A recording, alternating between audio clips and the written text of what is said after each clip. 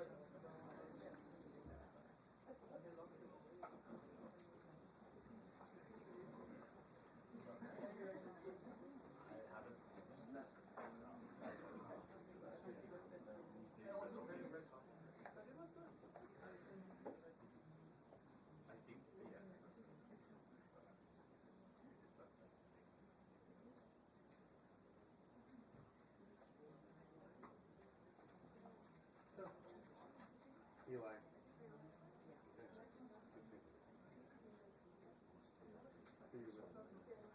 Oh, nice. Very proud.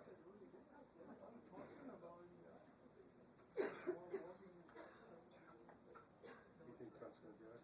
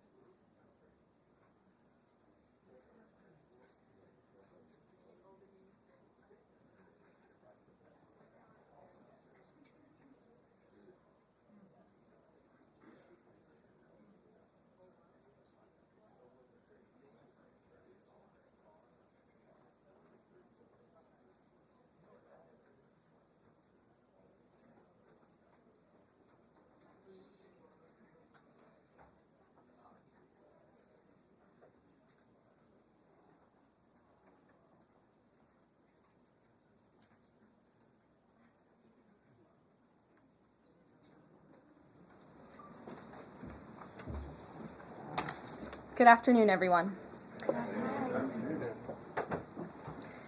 President Trump's powerful efforts to secure our homeland are working. According to newly released numbers, last month, Border Patrol saw a 93% decrease of illegal aliens crossing the southwest border between ports of entry from May 2024 under Joe Biden, when they encountered more than 117,000 illegal aliens. And this particular statistic is absolutely astounding. In the month of May, under the Trump administration, 0 illegal aliens were released into our country by Border Patrol. Let me say that again. Not a single illegal alien was released into the interior of the United States of America last month under this administration. Let's contrast that to Joe Biden's failed leadership, where immigration officers were wasting their finite time and resources processing dangerous illegal aliens for release, into the United States. President Trump immediately terminated that reckless Biden-era practice that undermined the rule of law, jeopardized public safety and our national security, and diverted critical resources away from stopping deadly drugs and violent criminals from entering our country. That's the reason why not a single illegal alien was released into the interior of the United States in the month of May. And as a result, we now have a border that is reaching unprecedented levels of operational success. The efforts by President Trump to stop the illegal immigrant invasion and secure the border in this short amount of time represent one of the greatest achievements by a presidential administration in the history of our great country. With illegal entries being overwhelmingly halted, the Trump administration is dramatically ramping up efforts to arrest and deport all of the millions of criminal illegal aliens that Joe Biden let into our country over the past 4 years. President Trump has directed all of our ICE officers to do everything in their power to carry out the single largest mass deportation operation in history. Illegal criminals who are hiding in America's largest so-called sanctuary cities will be increasingly targeted for removal. Radical Democrats will no longer be allowed to shelter illegals who threaten public safety as part of their cynical efforts to expand political power, drain the American taxpayer, and artificially lower wages and steal American jobs. ICE officers are courageous heroes, upholding the rule of law and keeping our citizens safe. And they have the full and unwavering support of this president. In economic news, President Trump's pro-growth agenda is delivering for the American worker. Through the first 5 months of the Trump administration, real blue-collar wages are up nearly 2%. It's the strongest growth in nearly 60 years and a stark contrast from the negative wage growth seen during the first 5 months of the Biden administration. America is quickly returning to the successful formula of the first Trump administration: low inflation and rising wages. Once the big, beautiful bill is passed, this positive trend will only accelerate. Senate Republicans are continuing to push this critical legislation forward. The One Big Beautiful Bill will drive growth and supercharge the American economy. The Council of Economic Advisors found that the One Big Beautiful Bill will raise take-home pay by nearly $14,000 for a year for the average family of 4. The CEA also found that the One Big Beautiful Bill will increase wages as much as $11,000 for the average worker in America. The One Big Beautiful Bill expands the child tax credit and makes it permanent for more than 40 million families with children. And the bill will deliver no tax on tips, no tax on overtime, and substantial tax cuts for our incredible seniors. Simply put, the One Big Beautiful Bill is a massive win for middle-class Americans. When nearly 80 million Americans sent President Trump back to this White House, they were doing so expecting these popular policies to be enacted. Republicans in Congress have a mandate to deliver, and President Trump demands they send this historic bill to his desk for signature by Independence Day, July 4th. The American people are fully behind President Trump. According to brand new polling from Insider Advantage, a clear 54% majority of Americans approve of the job President Trump is doing. That's because this president is keeping his promises and taking action every day to improve their lives. And passing this bill will help fulfill a number of President Trump's core campaign promises. Now, regarding the ongoing situation in Iran, I know there has been a lot of speculation amongst all of you in the media regarding the president's decision-making and whether or not the United States will be directly involved. In light of that news, I have a message directly from the president, and I quote, "Based on the fact that there's a substantial chance of negotiations that may or may not take place with Iran in the near future, I will make my decision whether or not to go within the next 2 weeks." That's a quote directly from the president for all of you today. So we'll kick it off for questions here in our new media seat. We have Eli Lake from the Free Press. Eli, go ahead. Thanks so much for having us. Thank you. The Free Press. The decision to extend the, delay in enforcing the TikTok ban. Sure. Can you talk about how the White House understands its constitutional authority in light of the Supreme Court's decision in January that said that the president had to enforce the ban? Sure. Well, as all of you know, because the president put it out on his Truth Social today, he did sign an executive order to extend the TikTok ban for 90 days. So in the effort to make a deal. And the White House counsel and the Department of Justice have reviewed this executive order, and I can get it for you. I think it's on our website by now. If it's not, my team will now put it up immediately. And you can read the language in that executive order. And the White House counsel's office and the Department of Justice strongly believe in the legal rationale for this executive order. They wouldn't have the president's pen hit it if they didn't. And the political reasoning for this, of course, is because the president made a promise to keep TikTok on. There are 100 million Americans who use this app. It's widely popular. He also wants to protect Americans' data and privacy concerns on this app, and he believes we can do both things at the same time. So he's making an extension so we can get this deal done. Can I get a follow-up? Sure. A few weeks ago, Tucker Carlson reported on a meeting between the president, Mark Levin, and others at the White House. Is there a leak investigation, and can you say who else was in that meeting?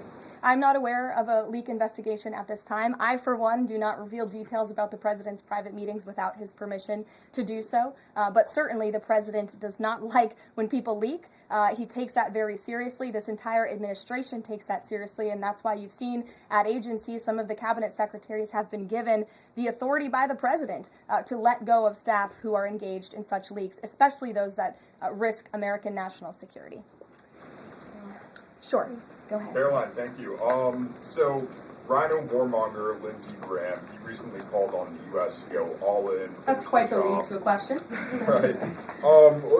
What's your message to everyday Trump supporters? Not the Tucker Carlsons or other big names, but everyday Trump supporters, grassroots who voted for President Trump to stop the wars, rejected this in the primary, going into another war with voting against Nikki Haley, and they want to see non-U.S. involvement in this war. What's your message? Trust in President Trump. President Trump has incredible instincts, and President Trump kept America and the world safe in his first term as president in implementing a peace through strength foreign policy agenda. And with respect to Iran, nobody should be surprised by the president's position that Iran absolutely cannot obtain a nuclear weapon. He's been unequivocally clear about this for decades, not just as president, not just as a presidential candidate, but also as a private citizen. In fact, I have some quotes for you. In 2011, President Trump said, "America's primary goal with Iran must be to destroy its nuclear ambitions. We cannot allow this radical regime to acquire a nuclear weapon that they will either use or hand off to terrorists." In 2015, the president said, "The problem is that Iran poses an existential threat to Israel, our Middle Eastern allies, and the United States." And of course, the president has repeated that in his first term as president and his second term as president as well. That's why he was adamantly opposed to the disastrous Iranian nuclear agreement that was implemented by President Obama. And it's why he has given great latitude and given a lot of effort to achieving a diplomatic solution. But he's been very clear. Iran went for 60 days when he gave them that 60-day warning without coming to the table. On day 61, Israel took action against Iran. And as I just told you from the president directly, he will make a decision within 2 weeks. A follow-up? Sure. Go ahead, Natalie. Thanks, Karoline. Can you confirm whether Steve Witkoff has been in touch with the Iranian foreign minister, and does Witkoff plan to go to Geneva tomorrow for talks? I am not tracking that on Mr. Witkoff's travel schedule, but I can certainly check in with him to be sure. As for correspondence between the United States and the Iranians, I can confirm that correspondence has continued. As you know, we were engaged with 6 rounds of negotiations with them in both indirect and direct ways. Thanks, Caroline. Just to clarify the president's statement just now, when he says that he'll make a decision in the next 2 weeks, is he saying that if Iran does not come back to the negotiating table within the next 2 weeks, that the president will strike? The president is saying that he will make a decision whether or not to go within the next 2 weeks. It's very clear and direct. And is he seeing any signs of progress? He obviously is holding out hope for negotiations, but is he seeing any inklings of progress that give him that hope that talks are still possible? Well, that's why he said in the statement that I just read for all of you, based on the fact that there's a substantial chance of negotiations that may or may not take place, with Iran in the near future, he will make that decision within the next 2 What weeks. makes him think there's still a substantial chance, is my question. I'm not going to get into the reasoning and the rationale. The president believes that, but that's his position, and he will make a decision within the next 2 weeks. Karoline. Sure. Thanks, Caroline. President Trump has said previously in regard to Russia, he's used this phrase about 2 weeks several times in terms of like, we expect like a 2-week deadline and then you give another 2-week deadline. How can we be sure that he's going to stick to this one on making a decision on Iran? Well, in those deadlines, as you've seen in respect to Russia, Ukraine, might I add, these are two very different, complicated global conflicts, as you know, that the president inherited from our previous incompetent president in the weakness of the previous administration. And the president has spent a tremendous amount of time and effort cleaning up these crises that were caused by the last administration's just complete dereliction of duty on the world stage and American weakness. Now we have American strength again. With respect to Russia and Ukraine, because of that American strength, and the president's leadership, we have seen these two sides engage in direct negotiations. And the last time the president said 2 weeks, you saw Russia and Ukraine have direct negotiations for the first time in years. And so the president is always interested in a diplomatic solution to the problems and the global conflicts in this world. Again, he is a peacemaker in chief. He is the peace through strength president. And so if there's a chance for diplomacy, the president's always going to grab it. But he's not afraid to use strength as well, I will add. Francesca. Thanks, Caroline. What exactly would a deal with Iran need to entail? No enrichment of a uranium, and it would absolutely not. Iran is not absolutely not able to achieve a nuclear weapon. The president has been very clear about that. And by the way, the deal that Special Envoy Witkoff proposed to the Iranians was both realistic and acceptable within its terms, and that's why the president is sent that deal to them. To follow up on what you told Natalie, are the talks that the United States is currently having with Iran direct, or are those through intermediaries? And if so, which countries are acting as the intermediary right now? Out of respect for the ongoing discussions and negotiations, I am not going to get into the details of them. We've provided you confirmation for now. Go ahead. Sure, and then behind you too. Go ahead. Thanks. Sorry. On the topic of negotiations and talks, does the president have any hopes or specific expectations for the talks tomorrow between European foreign secretaries and their Iranian counterpart? Well, certainly the entire world is on the president's side when it comes to the fact that Iran cannot obtain a nuclear weapon. This is something that pretty much all of humanity, except for the Iranian terrorist regime themselves, agree upon. And so the president expects that Europe will deliver that message directly to the Iranians. Why does President Trump believe that this 90-day extension on TikTok will provide more runway, perhaps, than the previous extensions that haven't led to a divestment deal? Because it's more time to make a good deal. Simple question. Dasha? Thank you so much. I know things are going day by day right now. The president wants maximum optionality. Is the possibility of the U.S. getting involved in regime change in Iran at all on the table at this point? And then I have one on as well. Sure. The president's top priority right now is ensuring that Iran cannot obtain a nuclear weapon and providing peace and stability in the Middle East. On Medicaid, Caroline, Sure. The Senate put forward Medicaid provisions, particularly a lower cap on state provider taxes that hospitals have said would lead to mass closures, particularly in rural communities. Is the president willing to sign a bill that includes those provisions that Republican senators like Josh Hawley say will lead to hospital closures? Out of respect for the ongoing discussions that the White House is very much actively involved in with our friends in the United States Senate, I won't comment on that specific provision. Look, the bill hasn't been sent to the president's desk yet. There's more room for change. The president, for one, I will reiterate, has been very clear on his priorities with respect to Medicaid.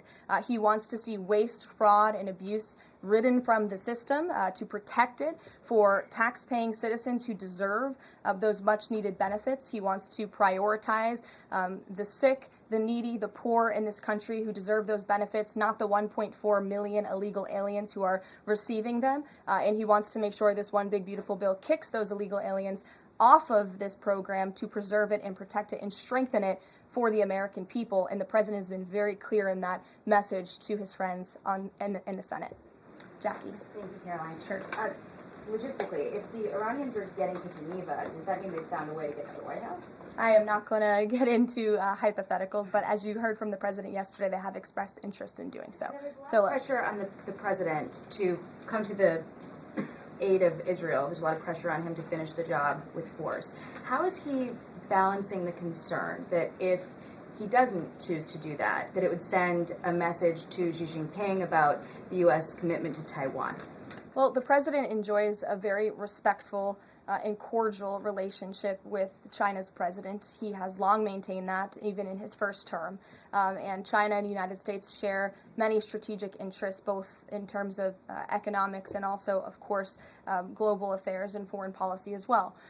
However, when it comes to balancing these different viewpoints, the president is balancing a lot of viewpoints, and he is listening not just to other world leaders, but to his advisors and to people here in the country and the American people too. And I think that's what makes this president such a great leader, is his ability to listen and make a good decision on behalf of the American public based on his instincts and his experience. Don't forget, this is a president who was here before, and the world was a much more peaceful and stable place when he left office than when he came back in after the past 4 years of complete incompetence by the previous president. Philip, go ahead. Thank you, Karoline.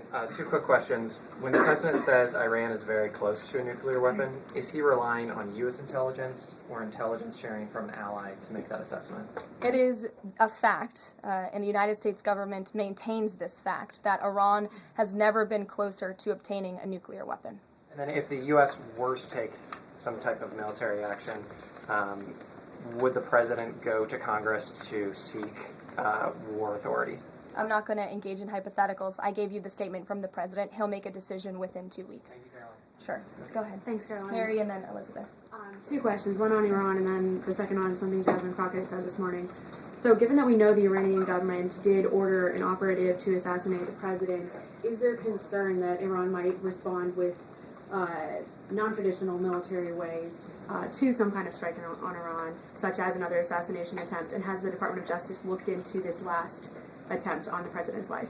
I believe Secret Service and the FBI have looked into the 2 assassination attempts that took place against the president, both of which were sad days in our nation's history.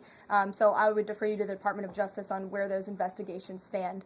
But as for your question regarding Iranian retaliation, I'm not going to engage in hypotheticals again, but I can assure the American public and the world that this administration is prepared and ready to defend American interests and assets, not just in the region, but here on our homeland as well. Thank you. And then really quick on Jasmine Crockett, she said, I believe, that Trump supporters are mentally ill before calling for bipartisan support against the president. Can you respond to that, especially considering she's a rising star in the Democrat Party right now? She is a rising star. It's quite something to behold, actually. I hope that she continues to be a rising star for the Republican Party, at least. I think it's incredibly derogatory to accuse nearly 80 million Americans of mental illness. The last time I checked, Jasmine Crockett couldn't dream of winning such a majority of the public as President Trump did. And the America First movement, which President Trump has built, is filled of hardworking patriots, the forgotten men and women, business owners, law enforcement officers, nurses and teachers, and middle America, as we all know, from where you all grew up, outside of this beltway. That's who makes up this president's movement. And Jasmine Crockett should go to a Trump rally sometime and she can see it for herself. Jennifer. One on North Korea and one on China. On North Korea, they launched some rockets into the ocean today. What does the White House make of that? Do you read any meaning into that timing of that launch? And then on China, do you have any reaction to Xi Jinping's offer of intervening in Iran diplomatically? And are you seeing any signs that China would get involved militarily to support Iran? I don't believe we're seeing any signs of that at this moment in time. As for Xi Jinping's offer, I will leave it to the president to respond to that himself. As for your question about North Korea, we are monitoring the situation. The Trump administration is in close contact with our new South Korean counterparts as we work together to deter our adversaries and preserve a free and open Indo-Pacific. And no matter where, our adversaries and our allies alike know that President Trump will not tolerate threats against our interests on his watch, even as he works to resolve the wars that he inherited. Alex, go ahead, and then I'll come to you. Thank you. Is the president concerned about the economy if farms and hotels, et cetera, struggle to find workers? The president's always concerned about the economy. That's on his mind every day. He wakes up, he checks the markets, he checks wage growth. As I pointed out, it's a record high today for middle class and American workers. So the president's always wanting to ensure that we have a strong and robust economy for the American people and worker, and we do. As for the specific concerns regarding jobs, look, the president has made it very clear we need to remove public safety threats from the interior of our country, and that remains the focus and the priority of this administration when it comes to deportations, no matter where somebody works. If they're an illegal alien rapist or murderer that was allowed into this country in the past 4 years by this administration, the American people want those types of criminals to be deported from our country, and that's what the president is backing ICE to do. There was an apparent skirmish between the Chinese and the Philippines in the South China Sea. Just curious if you had any reaction to that, and if the steps you're taking towards the Middle East right now are reducing your capacity to deal with that situation. I believe that happened as I was preparing and coming out here, so we'll get you a response to that. Certainly we have one, and our teams are always monitoring situations all around the globe. Okay, and then one more just on Iran. Just over the past 24 hours, we've seen some Israeli strikes on Natanz, Isfahan, and Kondab nuclear facilities. Is there any assessment just of how effective or what the result of those strikes will be? What I can share is that the IDF and Israel, I think, have exceeded a lot of people's expectations in their ability to really hinder Iran's nuclear facilities, but also they've taken out key people in the Iranian regime's leadership as well. So this is something, of course, we are monitoring and watching every day, and the president was just in an intelligence briefing. He continues to be briefed by his National Security Council, and he will throughout the duration of this war and conflict. And he also remains in constant communication with our Israeli counterparts, most notably Prime Minister Benjamin Netanyahu. Kristen. Thank you, Caroline. We have heard from a number of U.S. officials who say that Iran doesn't want to make a deal, that they are just stringing the United States along.